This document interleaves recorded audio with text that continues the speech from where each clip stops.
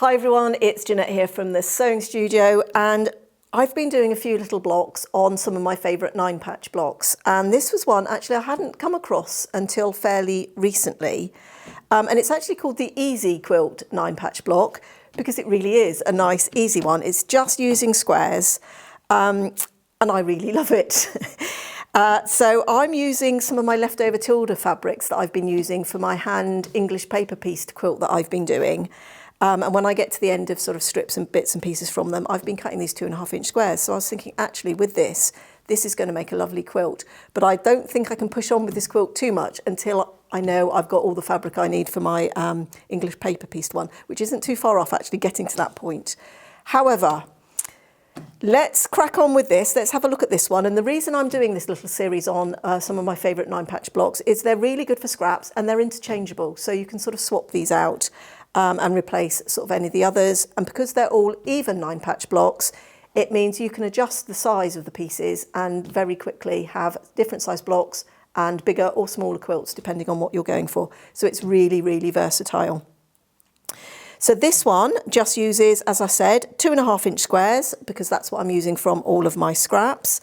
And it needs 6 of your colour fabric and 3 background. Now the background I know I'm using for this because I'm using it in my English paper pieced quilt is a Moda Bella Solid, and it's called Eggshell, and I really love it and it goes really well with the Tilda. So that's what I'm using for that. So like I said, I've got my pieces here because this has come from my scraps, and we're just going to lay them out so all the coloured squares go in the corners. Now I'm going to probably split the blues up a little bit.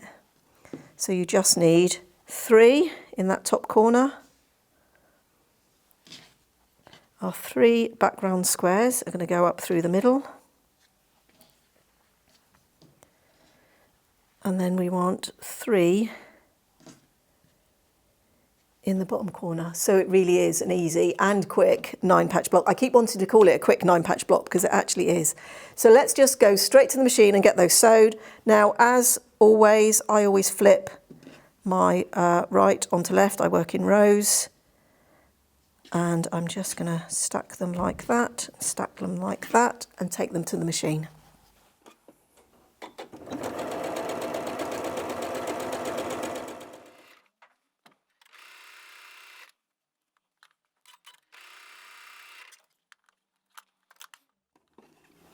So the top row, I'm going to press all my seams to the left, the middle one to the right, and the bottom row to the left, and that way all the seams will nest.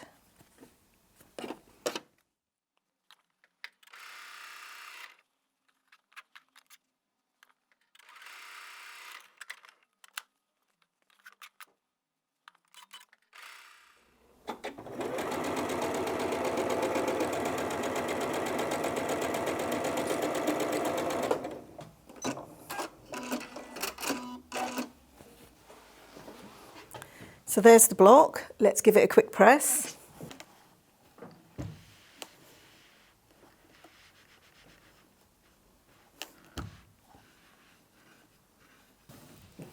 Now once again, I've pressed those centre seams towards the middle.